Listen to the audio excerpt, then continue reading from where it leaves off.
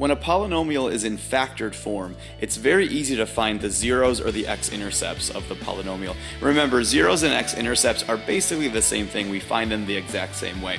So this polynomial, both of these down here have been factored. Every piece is being multiplied together. The first thing they asked me to do is state the degree of this. Well, like we did in a previous video, if you watched that one, I'd have to imagine what would my highest exponent be if I did multiply this all out. Without doing all the work, I can see fairly easily that eventually in this problem I'd be doing x times x times x, which would get me x to the third power. So my degree is 3. My highest exponent would be 3 if I multiplied all of this together.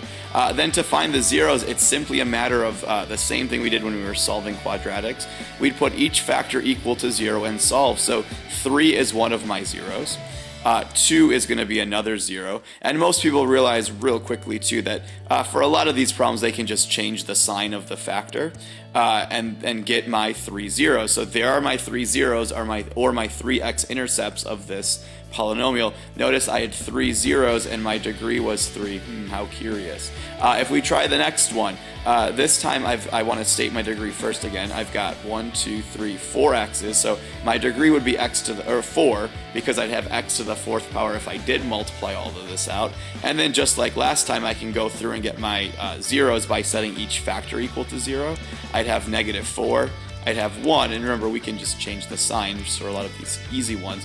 And then some people get thrown off by this first x. Well, like we would do on any of these other ones that we were setting equal to 0. Just set x equal to 0, so there's your solution.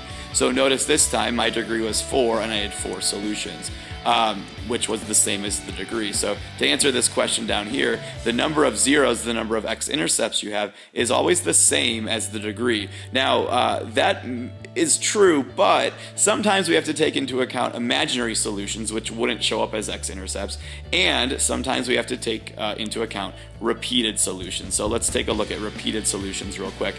Sometimes repeated solutions are called multiplicities, but they mean the same thing, and to find them, we'll simply look at the powers of the factors that we're working with. So once again, both of these polynomials are already factored for us.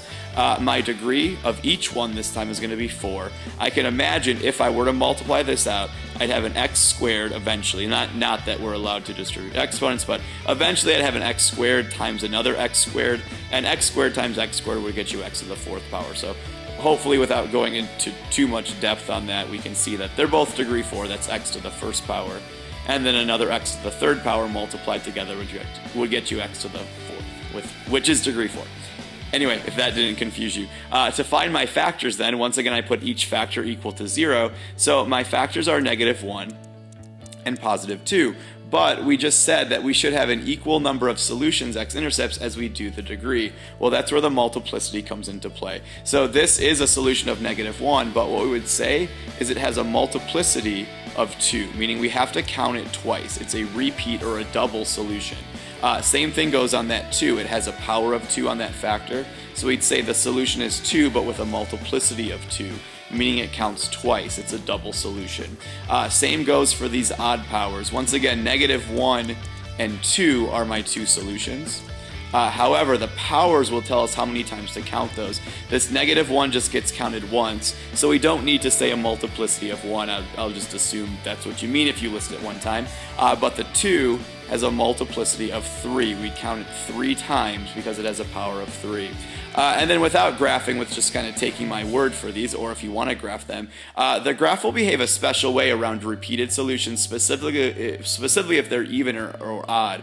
Anytime you have an even repeated solution, that graph is going to bounce off the x-axis. It'll just come and touch the x-axis and bounce right back up. So for example, if you did graph this first one that had zeros at -1, and then zeros at 2 that were both double, your graph is going to come and bounce off the surface and kind of bounce back up. So they'll always bounce or just touch. Versus an odd power, which once again, you'd have to graph this for yourself if you want to double check me on it. Odd powers will always just pass right on through. They won't do anything special. I'm not saying those are the actual graphs of this polynomial. I'm just saying odd powers will pass right through the x-axis. They'll just cross right over. But even powers will always bounce on the x-axis.